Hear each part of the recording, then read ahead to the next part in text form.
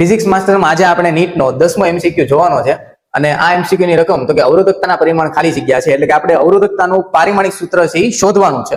તો અવરોધકતાનું અને અવરોધનું એક સૂત્ર આવે છે તો એ સૂત્ર આમ છે કે R બરાબર રો L અપોન A।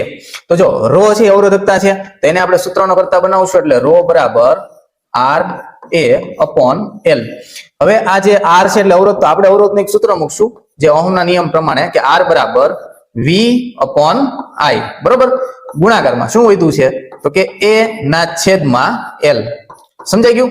હવે આપણે આ ચારે ચાર રાશિ છે ને એકમ મૂકીએ એટલે જે વોલ્ટ છે વિદ્યુત સ્થિતિમાનનો તફાવત તો એનો એકમ થશે જૂલ પ્રતિ કુલમ। I છે ને I ઈ તો આપણે એમને રહેવા દેવાના છે કેમ કે જો અહીંયા આપણને ચારે ચાર ઓપ્શનમાં I છે એ પારિમાણિક સૂત્રમાં આપેલ છે એટલે વોલ્ટનું એકમ થશે જૂલ પ્રતિ કુલમ, I છે એને એમને રહેવા દેશું, ક્ષેત્રફળનો એકમ થશે મીટર સ્ક્વેર અને છેદમાં લંબાઈ છે એનો એકમ થશે મીટર।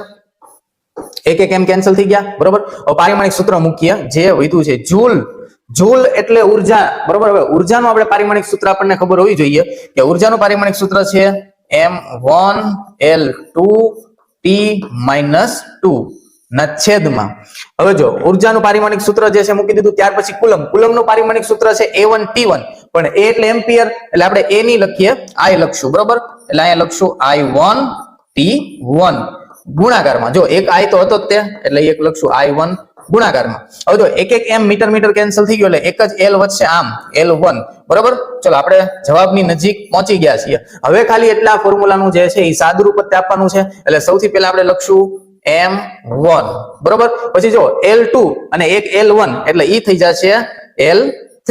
ત્યારબાદ T ની વાત કરીએ તો જો આ 1 છે ઉપર જશે તો -1 એટલે -2 -1 -3 થઈ જશે એટલે -3।